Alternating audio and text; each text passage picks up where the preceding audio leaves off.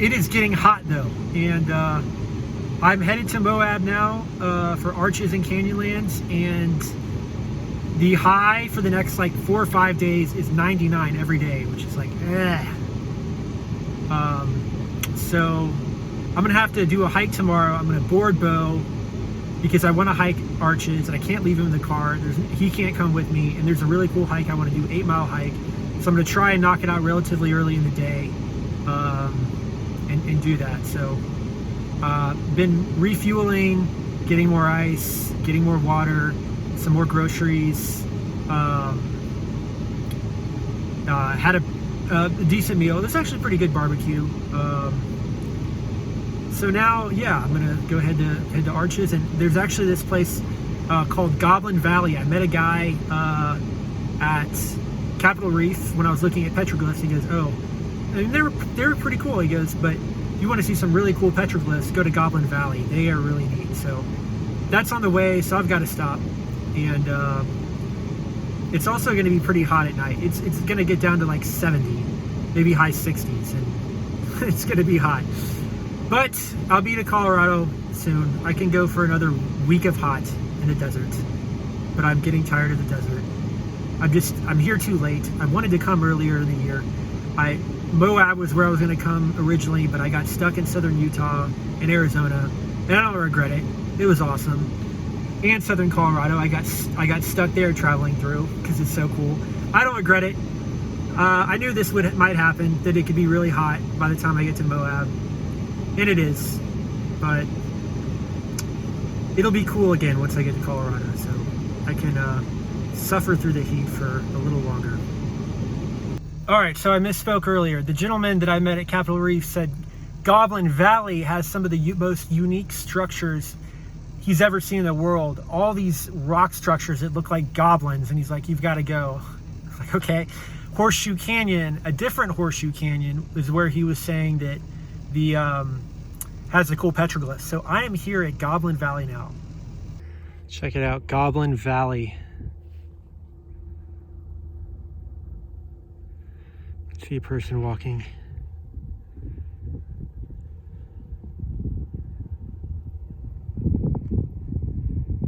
Here's some of the goblins up close.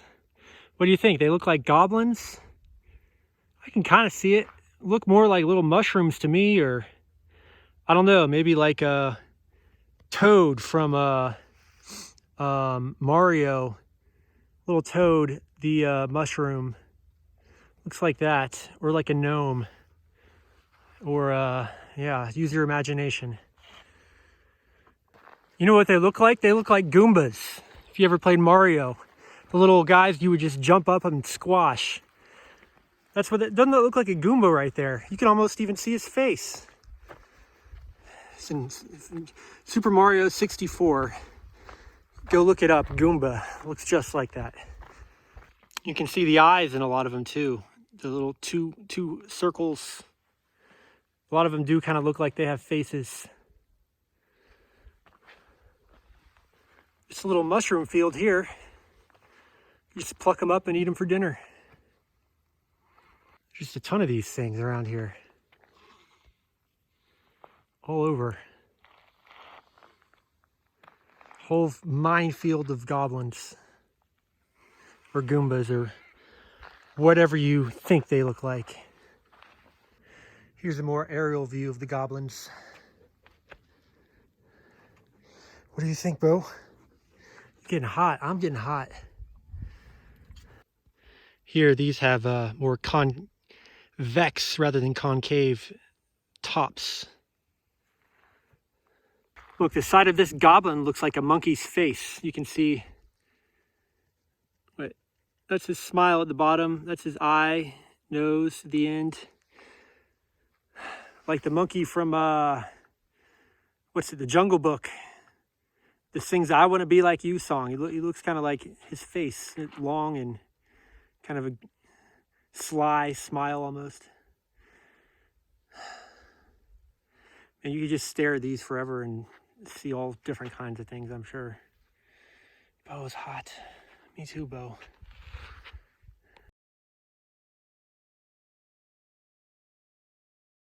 All right, so I've just started the Devil's Garden Trail at Arches National Park. When I was hiking the observation trail at Zion, I met some people there and they told me to definitely do this hike. It's definitely worth it. It's 8 miles, primitive trail, pretty rugged, and they gave me some advice to avoid the steep. They said to go a certain way because if you go one way, it'll be steeper and a lot harder to climb. So the people at the gas station this morning said it's going to be 102 out here with all this sandstone. They get super hot today. So I have like 2 liters of water, and it's like 9:20. I got here as early as I could. The dog boarding place didn't open till 8, so I got there right at 8, and it took like another 30 minutes getting in park. There's like a 20-minute wait and then a bunch of congestion just to get back here.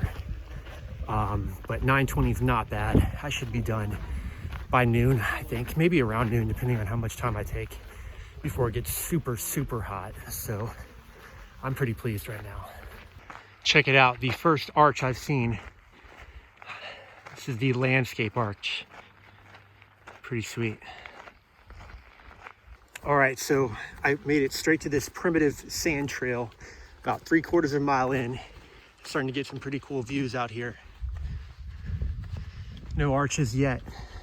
It'll be a while, but it'll be pretty sweet. Hey, how's it going? This trail is certainly not easy to find. The people I met at Zion that told me about it warned me that, but I talked to the ranger and she's like, oh yeah, you'll see it. There's cairns and stuff, and I haven't seen a single cairn. Here's the trail here, but there's like all these little offshoots, and it's just not very obvious. I don't even know.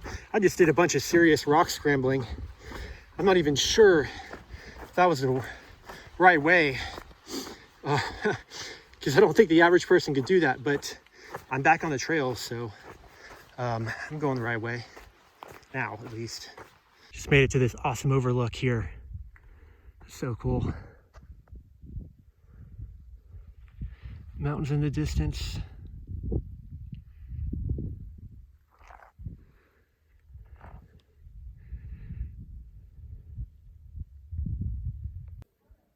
Check this out. Wow. That's cool. You can hear people on the other side.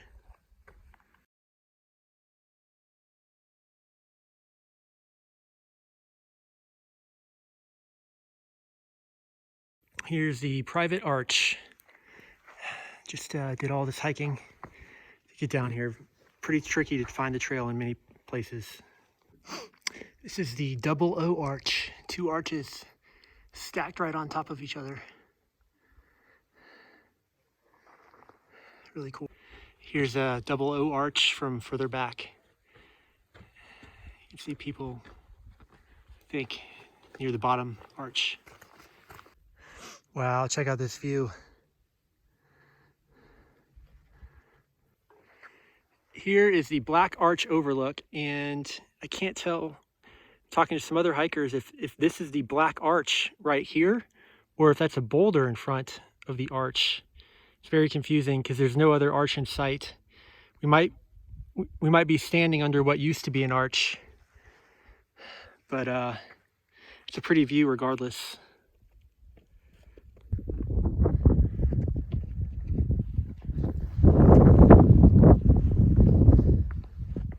This is a trail we just had to walk across this rock fin right here, and you can just see so far out over here. It looks very green in that valley, and you can see mountains in the distance with snow all around.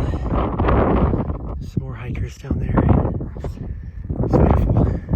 Here's the Navajo Arch, which is just another small little arch off of the Devil's Garden Trail.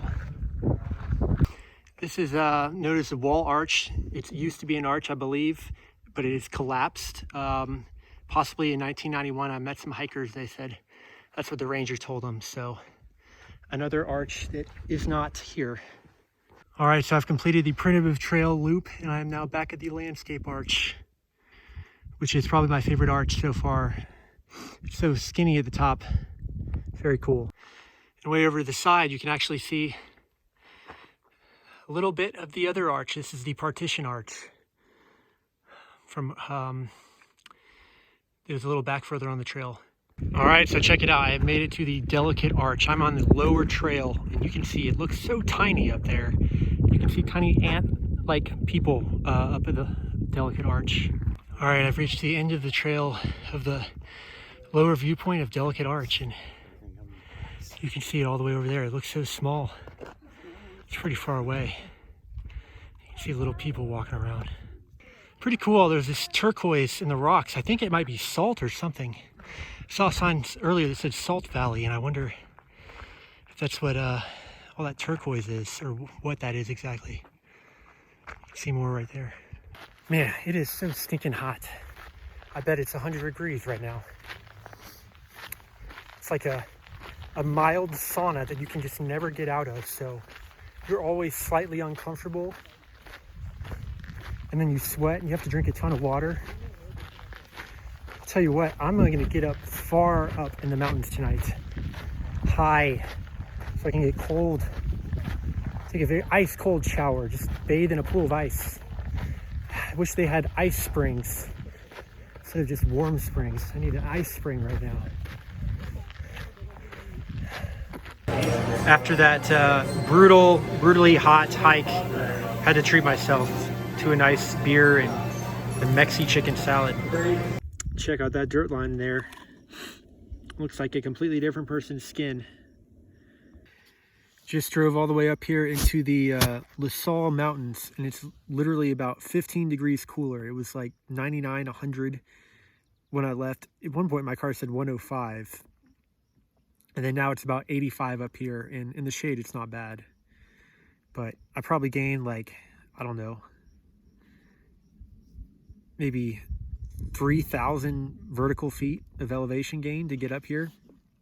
It's crazy how much of a difference just that makes in temperature. What do you think, Bo? Bo's trying to hold the territory. These guys are trying to come up and graze over here.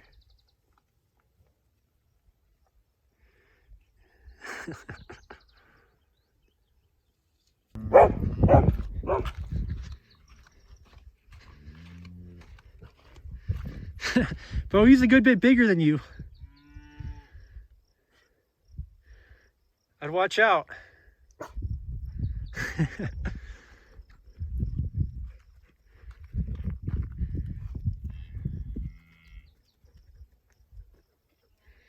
I appreciate what you're doing, though.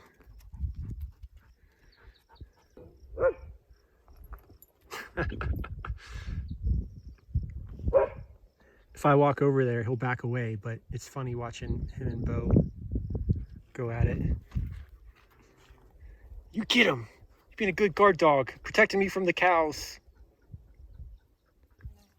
Bo is half German Shepherd, so his shepherding instincts are definitely kicking in right here, trying to shepherd all of these cows. They've really kind of come up against each other a few times, and Bo will, if the smaller ones are around, Bo will run them off, but the bigger ones come around, they try and hold the ground, so it's pretty funny. I don't know why they love where I am right now. They want to eat all this grass. Oh.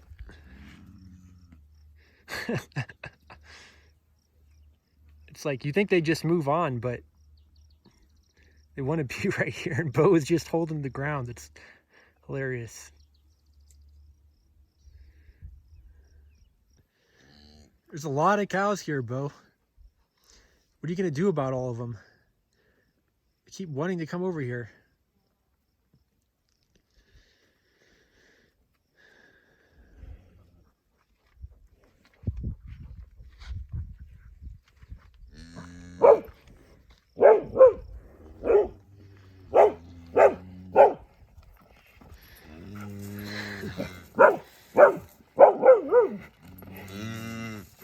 Yeah, Bo.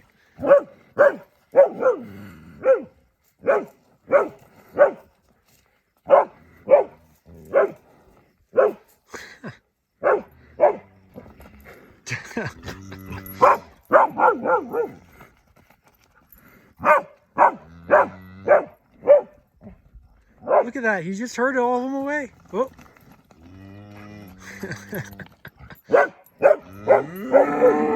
Oh, that guy's getting mad.